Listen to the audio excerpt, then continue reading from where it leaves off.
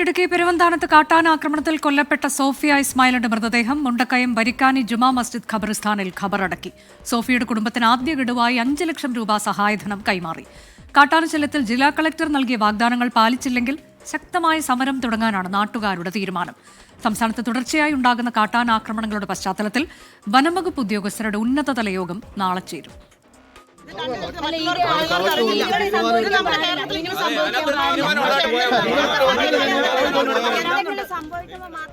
8 മണിക്കൂർ നീണ്ട പ്രതിഷേധത്തിനൊടുവിലാണ് സോഫിയയുടെ മൃതദേഹം പുലർച്ചെയോടെ നാട്ടുകാർ വിട്ടു നൽകിയത്.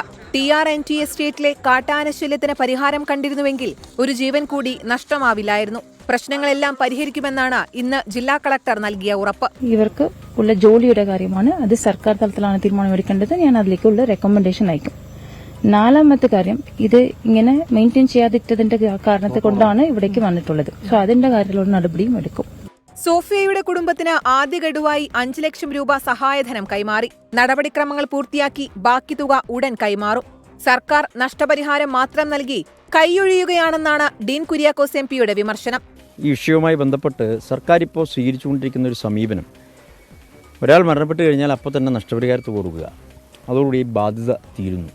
യാതൊരു ശ്രദ്ധയുമില്ലാതെ ആളുകളെ വീണ്ടും വീണ്ടും കുരുതി കൊടുക്കുന്ന തരത്തിലേക്ക് കാര്യങ്ങൾ പോകുന്നു. അങ്ങേയറ്റം പ്രതിഷേധകരമാണ്.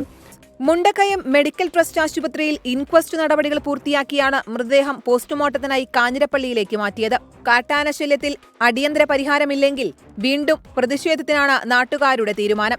മന്ത്രി അടക്കമുള്ള ആൾക്കാരോട് നിവേദനം കൊടുത്തിട്ടുണ്ട്. ഫോറസ്റ്റിലെ ഉന്നത ഉദ്യോഗസ്ഥന്മാരുടെ ചീഫ് ലൈഫ് വാർഡനോട് വരെ പരാതി പറഞ്ഞു. അവർ വന്ന് പ്രഹസനമായിട്ട് വന്ന് 2 വെടിയും പൊട്ടിച്ചിട്ട് പോവും.